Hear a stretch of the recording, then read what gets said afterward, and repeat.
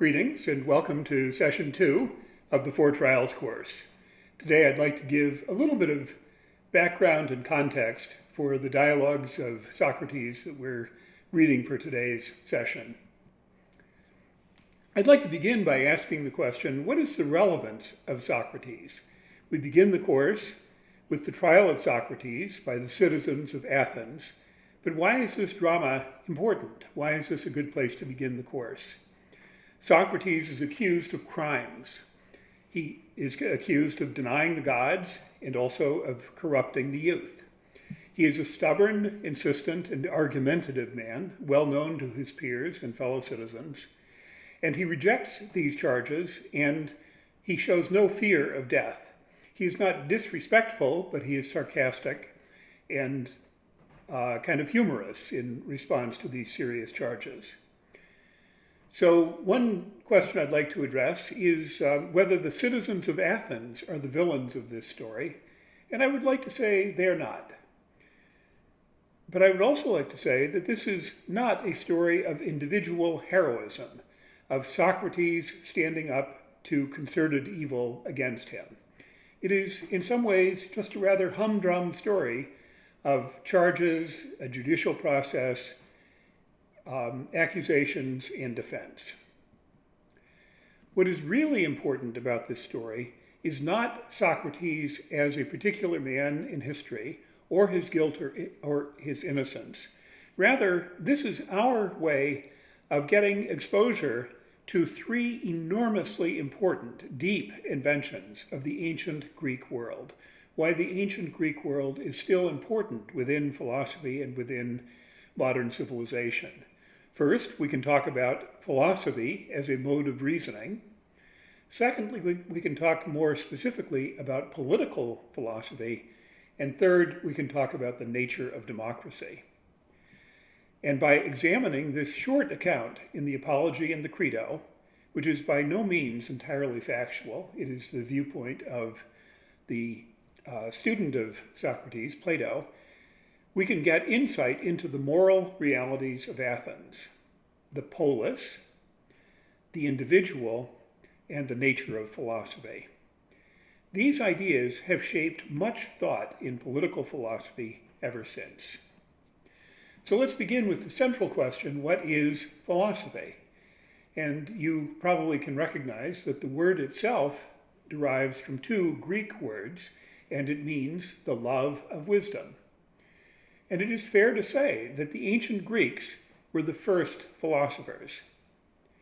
Now, it's of course true that everyone has opinions. Scientists, ordinary people, religious scholars, everyone has opinions. Sometimes people's opinions come from literature, myths, stories that people tell, religious stories, and other sources. But philosophy is a different kind of knowledge. Philosophy rests upon reflection, or consideration of the meaning and credibility of various ideas. It rests upon reasoning, debating and testing one's ideas against the ideas of others, and using empirical evidence and logical reasoning to support or debate ideas. Was Socrates the first philosopher? No, emphatically he was not.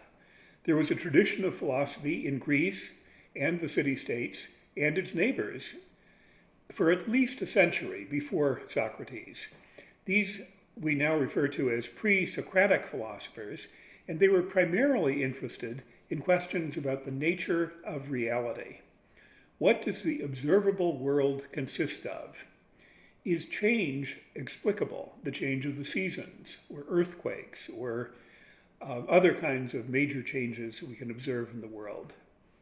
Can the multiplicity of things that we observe in the world be reduced to compounds of a small number of things or of elements? And different theories were put forward by the pre-Socratic philosophers. There was the theory of atomism, the idea that everything in the world consists of compounds of a small number of indivisible units, but also the idea that everything is flux or change, or the idea that the world consists of a continuum. No matter how minutely we examine the world, we can further divide it. The early, what shall we call them? Scientists or theorists, or we now call them philosophers. They were philosophers in this crucial sense. They offered reasons for their conclusions, and they rejected appeals to dogma or myth. Now let's turn to the second major idea, which I think is important to explore, and we can explore it through the dialogues that we've read for today. What is politics, and what is the political? Well, the word derives from the Greek word for the city-state, the polis. And so what is the polis? The polis is more than simply a village or a place to live, a place where people have come together to inhabit. Rather, the polis is a morally constituted community, a place where equal citizens can flourish, a place that has moral importance over and above the individual wants and liberties of the citizen. It is a place which is regulated by, and even perhaps constituted by, justice. And furthermore, the moral emotions of loyalty, patriotism, and civic commitment make sense in the context of the polis. This idea of the moral importance of community is a central theme and question in later political philosophy. And traditional liberals hold that the collectivity has no special moral standing, and that only the freedoms, rights, and liberties of individuals are morally significant. So what then is politics? Politics is the science and philosophy of living together under conditions of justice. Living together under conditions of justice. And this is one of the great inventions of Greek civilization, the idea of a political society in which citizens thrive, where they have duties to support the needs of the polis, and where the topic of justice is a practical matter for debate and consideration. Here are a few descriptions of justice in the polis taken from an article in the Stanford Encyclopedia of Philosophy by the philosopher Melissa Lane. Justice was conceived by poets, lawgivers, and philosophers alike as the structure of civic bonds which were beneficial to all, rich and poor, powerful and weak alike, rather than an exploitation of some by others.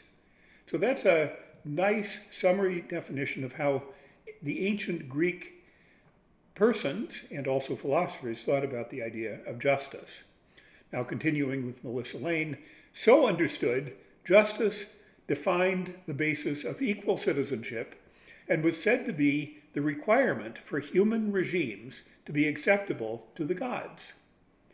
The ideal was that with justice as a foundation, political life would enable its participants to flourish and to achieve the overarching human end of happiness, or eudaimonia, expressing a civic form of virtue and pursuing happiness and success through the competitive forums of the city.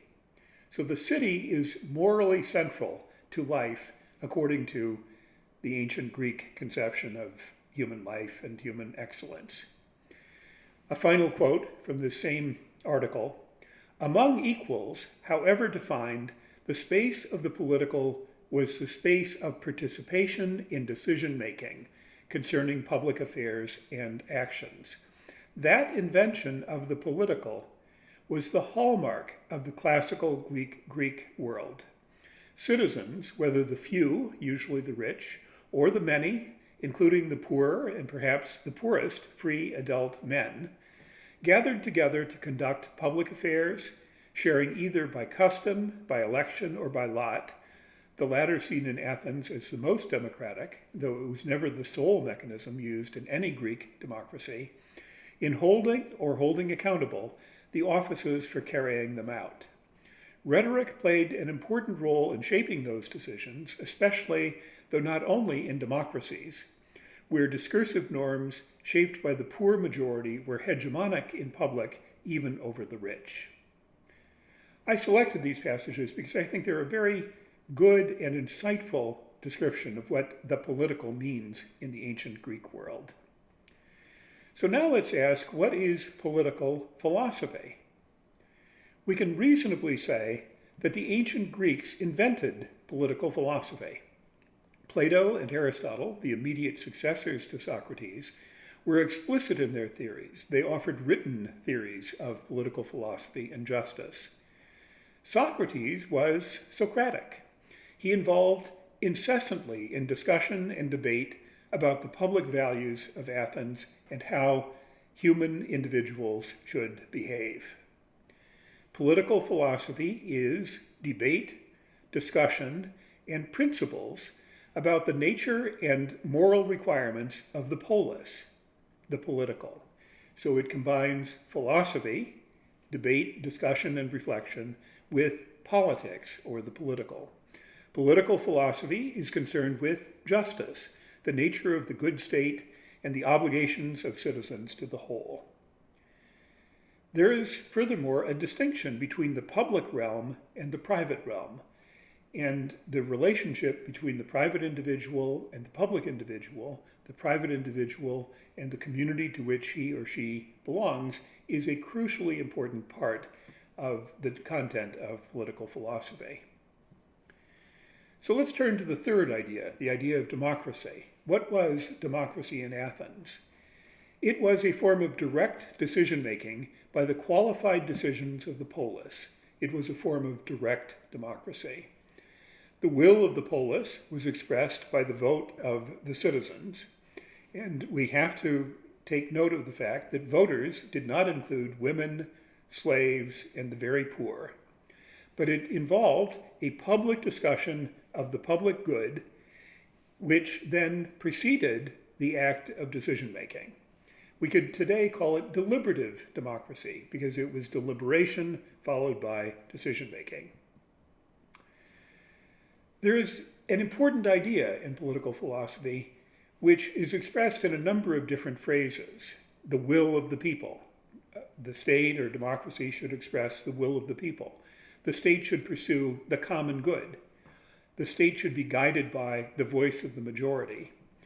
And it is very interesting to me that some 2200 years later, modern political philosophy in the 18th century, Jean-Jacques Rousseau, for example, summarized these ideas as the common will and the general will, and Rousseau emphasized that these were not the same.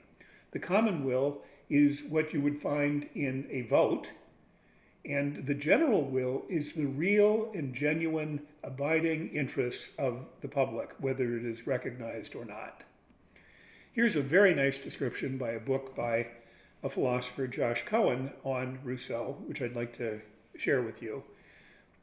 Josh Cohen writes about Rousseau, "The essential point about content is that Rousseau's solution requires that individuals commit to regarding themselves as belonging to a political community whose members are committed to regarding one another as equals, acknowledging one another as political equals with equal status in establishing the laws, recognizing one another as equally subject to the laws, and agreeing to regulate their association by reference to reasons of the common good, which gives equal weight to the good of each citizen." Notice how equality before the law, and a shared recognition that the law is prior to any individual's preferences or intentions. But consider this passage from John Stuart Mill, a classic liberal English writer in the 1840s and 50s, in an essay called On Liberty, which emphasizes not the general will or the common good, but rather individual liberties. The object of this essay is to assert one very simple principle, as entitled to govern absolutely the dealings of society with the individual in the way of compulsion and control, whether the means used be physical force in the form of legal penalties or the moral coercion of public opinion. That principle is that the sole end for which mankind are warranted, individually or collectively, in interfering with the liberty of action of any of their number is self-protection.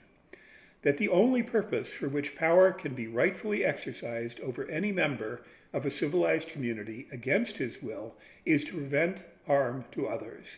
His own good, either physical or moral, is not a sufficient warrant.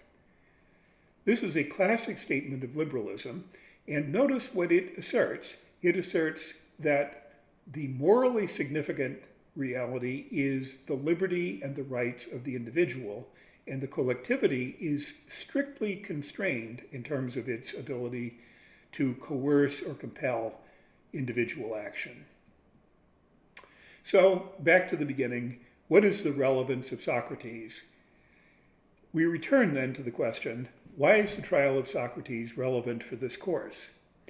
My answer is that it allows us to see in one dramatic moment the complexity of the idea of political philosophy. We can see the elements of the value of the polis, the institutions of direct democracy, and the worth and dignity of the individual. And in this way, we set the stage for many of the historical circumstances and dramas which will come later in the course. Thank you.